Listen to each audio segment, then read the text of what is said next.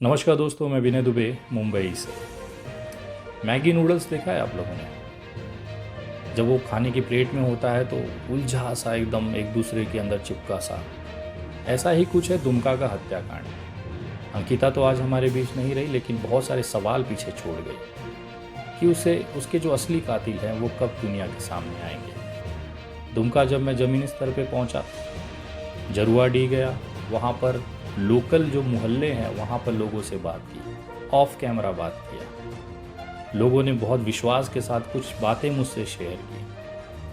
अस्पताल के कुछ स्टाफ, जहाँ पर पहली बार अंकिता को ले जाया गया, वहाँ के स्टाफ ने बहुत सारे रहस्यमय चीज़ें खोली जिसे कोई मीडिया, कोई यूट्यूब चैनल ने कवर नहीं किया। ज़मीनी स्तर पर उतर के जब अस्पताल के कर्मचारियों से बात की गई तो कुछ ऐसे आश्चर्यजनक तथ्य हाथ लगे जिसके सुनने के बाद आपके पैरों की ज़मीन खिसक जाएगी। लेकिन डर ये है, समाज में दबाव ये है, हिंदू मुसलमान का एक ऐसा लहर दुमका में चलाया गया है जिसकी वजह से कोई मुंह खोलकर बोलना नहीं चाहता, कोई सामने नहीं आना चाहता। लेकिन दिल में सबके ये है कि इस बिटिया को इंसाफ मिलना चाहिए। इस तरह से शाहरुख और नईम को आरोपी बनाकर पुलिस ने अपनी पीठ थपथपा ली है, चार्जशीट लगा दी है, लेकिन अभी बहुत से तथ्य जनता और देश के सामने आना बाकी है।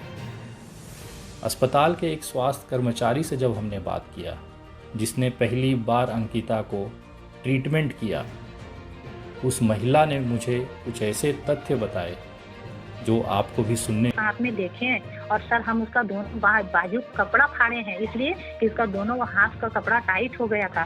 वो खुद बोली कि दीदी मेरा कपड़ा टाइट हो गया है, थोड़ा इसको कर दीजिएगा। उसकी बड़ी वाली भी बहन बोली और जो अंकिता थी वो भी बोली, लेकिन कोई छू नहीं रहा था। उसका घर वाला सारा देखना किया था, नाक में कपड़ा ले लेके दूर में ही खड़ा था।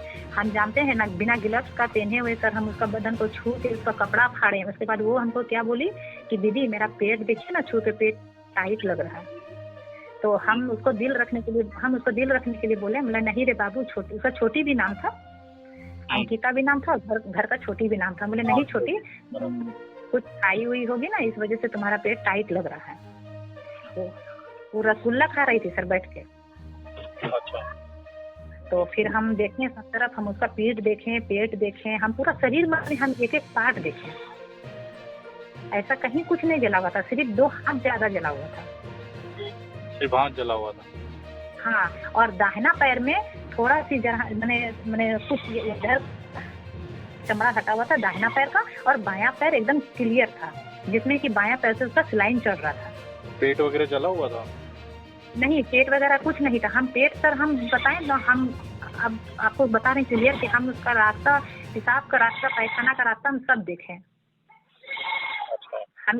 हम इतना तक खोल के देखें, क्योंकि हमको वहाँ पर लगा इस चीज़ का कि हो सकता है कि ये बाद में बता सकती है कि ऐसे जले वैसे जले, या फिर आदमी भी पूछता है ना कि कितना जली, तो हम इसीलिए देखें। आस पास की आदमी बोली भी कि तुमको डर नहीं लगता, तुमको घृणा नहीं लगता, ये सब छुट्टी छाती है। हम लोग क्या करेंगे, स्वास्थ्य विभाग में रहने के बाद ये सब उतना नहीं होता मायने।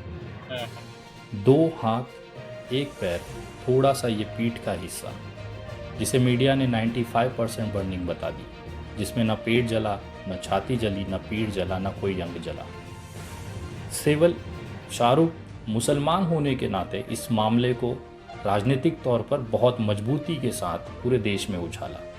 सभी की भावनाएं अंकिता के साथ थी कि उसे इंसाफ मिलना चाहिए, लेकिन शाहरुख के नाम पर मुसलमानों को टारगेट करके इस देश का माहौल ख़राब करना एक मेन उद्देश्य रहा है। लेकिन आज इस समय अंकिता को इंसाफ दिलाने के लिए कोई बात नहीं कर रहा है।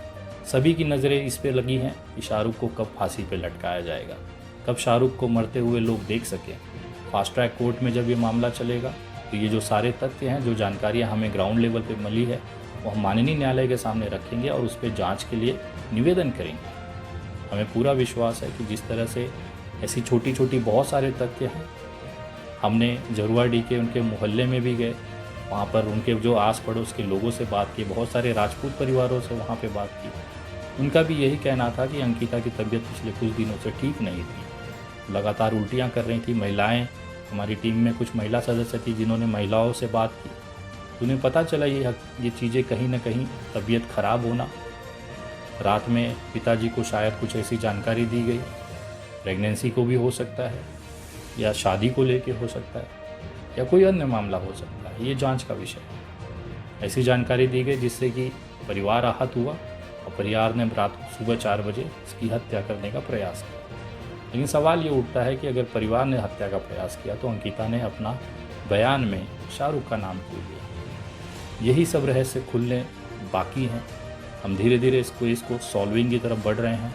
असली आरोपी तक बहुत जल्द हम पहुंचेंगे और ये जो जानकारियां हैं, क्योंकि सारा जो फैसला वो अदालत में होना है, सारे सबूतों के, सारे बयानों की क्रॉस चेकिंग वहाँ पर होनी है जज साहब के समक्ष। बहुत जल्द ये मामला जब फास्ट ट्रैक कोर्ट पे चलेगा, बहुत सारी ऐसी चीज़ें आप लोगों के सामने आएंगी जो आश्चर्यचकित कर देंगी।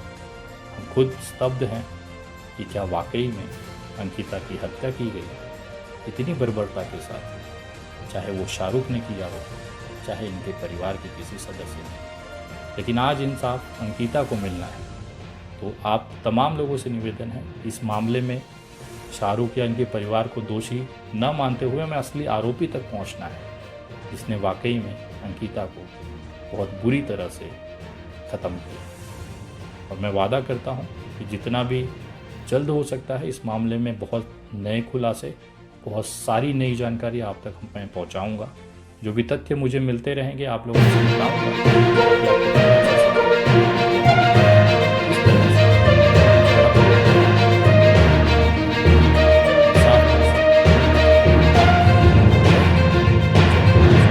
हाँ दोस्तों, विनय दुबे जी ने कैसे पर्दाफाश किया और आगे